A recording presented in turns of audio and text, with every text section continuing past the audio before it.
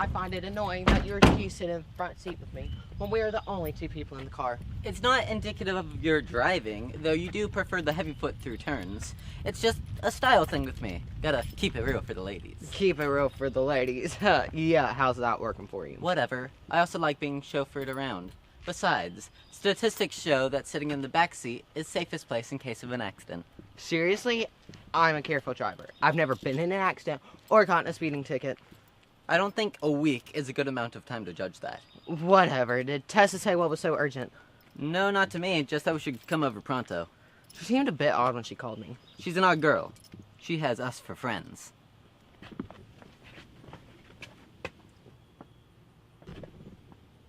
Well, What? are you going to press the doorbell? Why should I have to? Because it's right in front of you. Well, who made up that stupid rule? Are you going to press a button or not? No, the only thing I like better than having a chauffeur is having a butler. You're a real piece of work. Thank you. Really? What? Tess said that it was urgent, and we don't have all day waiting for you to ring the bell. Hello, Demon Spawn. We're here to see your sister. I thought my dad sprayed for pests earlier today. Clearly it isn't working. Shouldn't you be a little more careful answering the door? We could have been strangers. Nothing stranger than you two. Plus, I could hear you two idiots as you walked up the driveway. And to be blunt, if you two started any trouble, I bet I could take you. My sister's in the living room.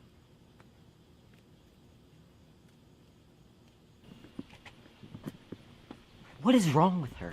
I think she's been taking Kitty Chewable steroids. She's had a nasty attitude towards me since last summer. Well, to be fair, she does still blame me for the death of her imaginary friend, Mr. Fishy. I had to pee. Who knew she was keeping her imaginary fish in the toilet while cleaning her invisible fishbowl? To be fair, I am an agent of chaos and probably would have flushed the toilet anyways. That's awful. I don't like boring.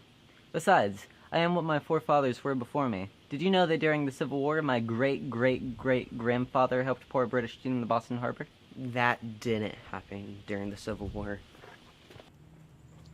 Are you sure? Because my granddad has a bag of Lipton tea he swears was passed down from generation to generation. I won't even dignify that with an answer.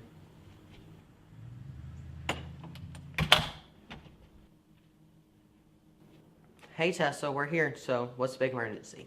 I'm calling now, dude. She needs the car. No, can I just have two of my oldest and dearest friends over? It's the car. Will you knock it off? You look great, Walter. Have you been going to the gym? It's the car. Ow! Sorry, he never shuts up. You were saying. Okay, I have a question for you guys. It's going to sound really weird. We can handle weird. Yeah, it's strange we can't handle. Do you believe in aliens? As in little creatures from the sky that abduct folks with missing teeth and slaughter cows with lasers? No. Absolutely. I loved the movie E.T. That movie defined my childhood. So you need our help with aliens. Do you remember the project we had to do for school about our grandparents last month? I can still smell the tea bag. Well, I was digging through the boxes of my grandpa's stuff my mom put in the attic after he passed away. I found this journal. You may not want to read old family diaries. You might find skeletons. Wait, we're helping you bury bodies? It's not my grandpa's journal. It belonged to a man named Herbert Hughes. I never heard of him before, but apparently he documented a lot of alien encounters right here in our town. Herbert kept the names a secret by only using initials, but some of the information I can make out. Back in the 1930s, during a political debate in the town square, over 40 people saw a UFO fly right over the top of the stage. And then another entry, 2 kids claimed to have been abducted and taken to the future and then brought back. My grandpa must have been working with Herbert. I never heard him talk about aliens while he was alive. I'm not sure why he kept it from me.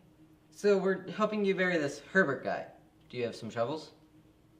How many times were you dropped as a baby? I don't do math.